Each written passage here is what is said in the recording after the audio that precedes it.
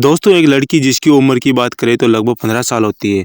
उसके पेट में अचानक दर्द होता है और चक्कर आने लगते हैं और उल्टियाँ शुरू हो जाती है। उसकी माँ घर से बाहर होती है, भाग कर आती है और अपनी बेटी को नज़दीकी हॉस्पिटल में ले जाती है। वहाँ जाकर जो महिला डॉक्टर होती है उस लड़की का चेकअप करती है, देखती है, कुछ दवा देती है और चेकअप करती है। तो महिला डॉक्टर के भी होश उड़ जाते हैं कि एक अनमेरिड लड़की जिसकी शादी नहीं हुई है, महज उम्र 15 साल होती है, वो लड़की 6 महीने की प्रेग्नेंट होती है। उसकी माँ पूछती है कि महिला डॉक्टर जब बताती हैं उस लड़की की सच्चाई तो माँ के पैरों तले ज़मीन खिसक जाती है और डॉक्टर के पैर पकड़ लेती है। कहती हैं कि मेरी बेटी को कैसे ही करके और इसका बच्चा है वो गर्भ गिरा दीजिएगा।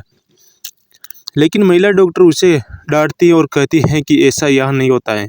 अपनी बेटी को लेकर वो घर जा आती है और अपनी बेटी को पूछती हैं कि बेटी आखिर यह सब किसने किया है, ये क्या मामला है जो कि ये हम तुमसे कुछ नहीं कहेंगे, एक बार मुझे बता दीजिए। लड़की से जब उसकी माँ पूछती है सच्चाई, जब वो लड़की बताती है तो माँ के होश उड़ जाते हैं। कल्पना नहीं की होगी कि आखिरकार इस लड़की के साथ जिस व्यक्ति ने किया। सुनकर माँ सर पकड़ कर ज़मीन पर बैठ गई और रोने लगती है। उसे कल्पना नहीं की होगी कि मेरी बेटी के साथ ये व्यक्ति ऐसा कर सकता है। दोस्तों, चलिए कहानी शुरू करते हैं। कहानी शुरू करने से पहले वही आपसे एक रिक्वेस्ट है, अगर आप हमारे चैनल पर नए हैं तो चैनल को सब्सक्राइबर कर दीजिएगा, वीडियो को लाइक कर दे ताकि हमारा हौसला बढ़ता रहे। दोस्तों, ये कहानी शुरू होती है यूपी के गाज़ियाबाद से। गाज़ियाबाद का एक मोहल्ला पड़ता है, एक जगह है विनोद नगर प्रताप विहार। वहाँ की एक परिवार रहता था। इनकी एक बेटी होती और एक ही लड़का होता। लड़का जो था बाहर रहता था और उसे कोई मतलब घर से नहीं था। लड़की की उम्र 15 साल थी, जिनका नाम था राकेश की पत्नी थी जिसका नाम था सविता। तो ठीक ठाक घर चल रहा था। 15 साल की होती है, जो कि हाई स्कूल में पढ़ने जाया करती थी। बहुत सुंदर लड़की थी। मालूम पड़ती थी कि ये 18 साल की है, लेकिन राकेश की जो पत्नी थी उसका चरित्र सही नहीं था। उसका चाल चलन सही नहीं था। जो राकेश था वो सीधा साधा आदमी था, एक कंपनी में जॉब करता था और इतना चतुर चालाक नहीं था कि पत्नी की चलती थी, जहाँ आती थी वहाँ मर्जी आती जाती थी। लेकिन शादी होने के बाद ये अपने सास ससुर से अलग होकर रहने लगी और वहीं एक पड़ोस में रहने वाला व्यक्ति जिसका नाम रामदीन होता है, रामदीन से ही इसके घर आना जाना हो जाता है। रामदीन जो था बहुत सुंदर था। वो इस राकेश की पत्नी, इससे उसको संपर्क हो जाता है, एक दूसरे रिलेशन में आ जाते हैं। रामदेव था जो जब मर्जी करता था राकेश की पत्नी के साथ अवैध संबंध बनाता था। एक बार राकेश ने अपनी पत्नी को रंगे हाथों पकड़ लिया और कहा कि यह सब क्या हो रहा है। तो वह कस्में खाने लगती हैं, पैर पकड़ लेती हैं कि जो हुआ अनजाने में हुआ, अब ऐसा नहीं होगा, मुझे माफ़ कर दीजिएगा। और वह भी कस्में खाता है कि यह सब धोखे से हो गया। तो राकेश जो था वो एक गरीब प्रवृत्ति का आदमी था और वो रामदीन था वो पैसे वाला था, पड़ोस का ही रहने वाला था। लेकिन यह सिलसिला बंद नहीं होता है। राकेश पूरी तरह जानता था कि मेरी पत्नी ही चरित्रहीन है।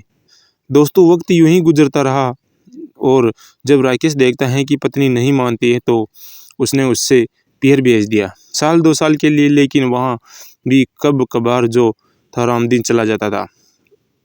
उसके बाद दोस्तों, जब सब कुछ हो गया, बेटा हो गया और बेटी हो गई, तो वह अपने घर ले आता है। लेकिन पत्नी का सुधार नहीं होता है। अब इधर लड़की धीरे धीरे, लड़का बाहर चला जाता है। लड़की 15 साल की होती है और हाई स्कूल में पढ़ने लगती है। अचानक नतीजा यहाँ तक होता है कि एक दिन रामदीन जब उसकी माँ घर पर नहीं होती है, तब रामदीन उसके घर आता है और घर आने के बाद उस लड़की से कुछ ऐसी बातें करता है और लड़की को अपने जाल में फंसा लेता है। लड़की भी नहीं समझ पाई थी कि क्या हुआ। लड़की को 2000 रुपये दिए खर्चे के लिए। लड़की थी जो माँ की सारी बातें जानती थी कि मेरी माँ भी गलत है और मेरी माँ ऐसा करती है। 2-4 बार माँ को भी उस लड़की ने देख लिया था। 15 साल की उम्र थी और उस लड़की का नाम था सीमा। सीमा ने खुद अपनी माँ को देख लिया था। दोस्तों, अब नतीजा इस जगह पहुंचा कि रामदीन था जो उसकी लड़की पर नज़र रखने लगता है। एक दिन उसकी माँ नहीं होती है तो लड़की के साथ गलत काम करता है, शारीरिक संबंध बनाता है और उसे पैसे देता है। पैसे देने के बाद जब मर्जी करता था तो माँ के पास आता था, माँ नहीं होती थी तो बेटी के पास आया करता था। सिलसिला यूं ही चलता रहा। लड़की जो होती है अगस्त में आकर के उस लड़की को 6 महीने हो जाते हैं।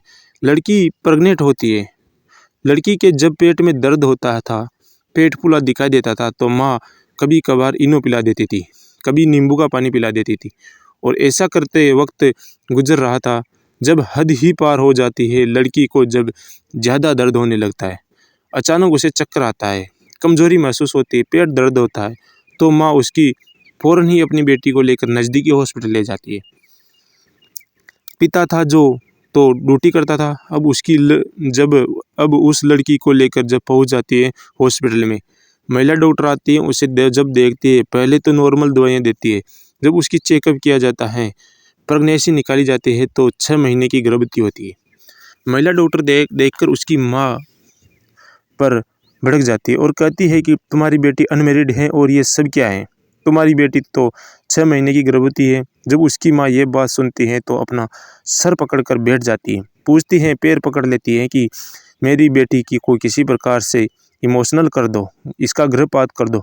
लेकिन महिला डॉक्टर होती है कि हम तो ऐसा नहीं कर पाएंगे, आप ही चाहे जहाँ ले जाइए।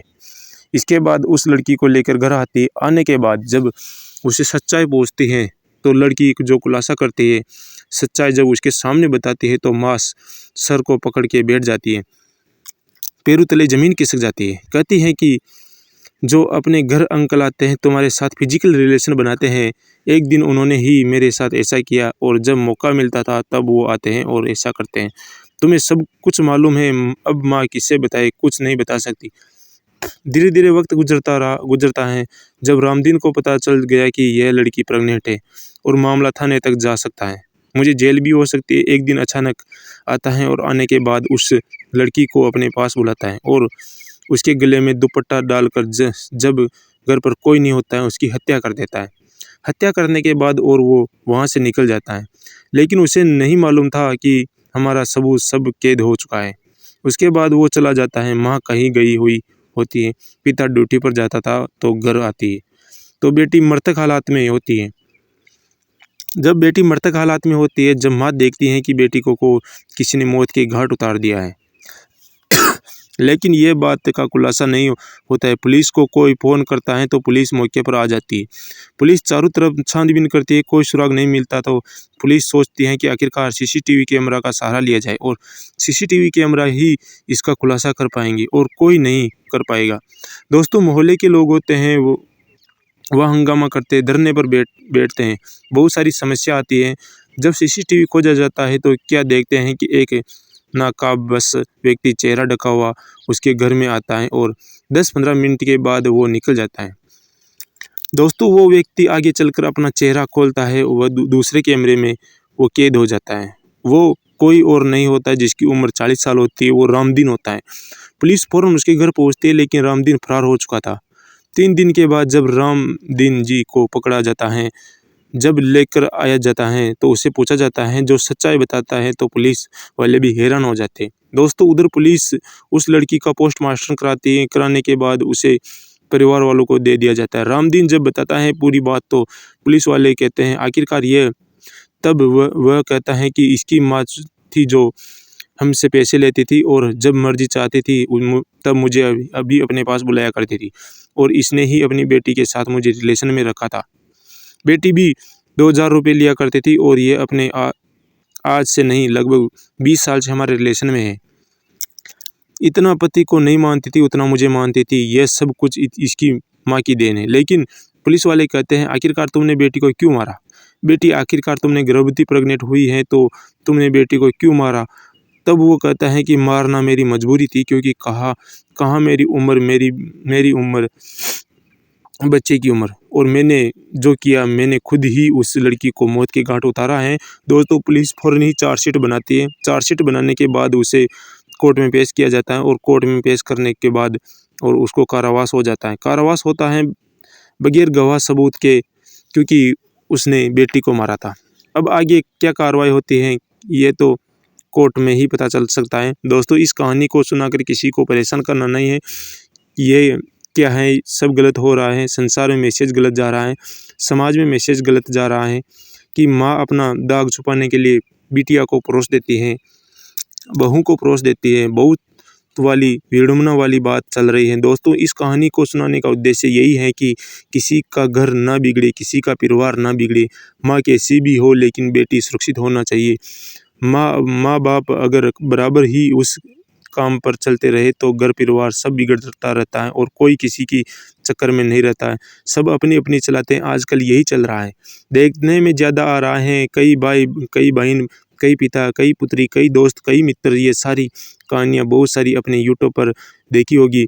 इसलिए अपने घर की तरफ, अपने परिवार की तरफ, अपने बच्चों की तरफ नज़र करके रखिएगा। हमारा बच्चा क्या कर रहा है, कहाँ जा रहे हैं, कहाँ नहीं जा रहा है, किस होटल में जाता है। किसी की डेड बॉडी मिलती है तो किसी की हत्या कर दी जाती है, किसी का कुछ कर दिया जाता है। बहुत सारे ये नाटक चल रहे हैं। दोस्तों, अपना बचाव खुद की रखिएगा, अपने परिवार की सुरक्षा स्वयं कीजिएगा ताकि तुम्हारा घर परिवार न बिगड़े। आज के लिए बस इतना ही। नमस्कार, जय हिंद। मिलते हैं किसी दूसरे वीडियो के साथ। अपना ख्याल रखिएगा। धन्यवाद। जय हिंद।